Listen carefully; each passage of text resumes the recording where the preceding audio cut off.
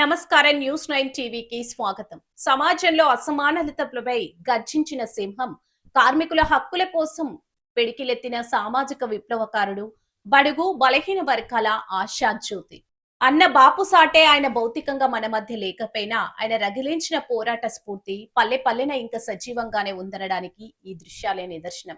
నిర్మల్ జిల్లా ముధోర్ నియోజకవర్గంలో అన్నబాబు సాటే వర్ధంతి వేడుకలు ఓ మహోత్సవంలా జరిగాయి.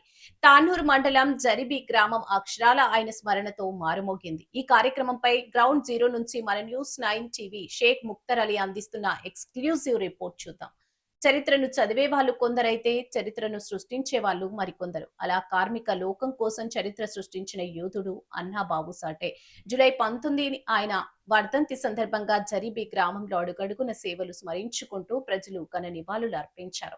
గ్రామ సర్పంచ్ బొడ్డుల్లా కమలాబాయి, బాబన్న, ఉప సర్పంచ్ స్వప్న అనిల్ ఆధ్వర్యంలో జరిగిన ఈ కార్యక్రమంలో అన్నాబాబు కమిటీ సభ్యులు, గ్రామస్తులు పెద్ద ఎత్తున పాల్గొన్నారు.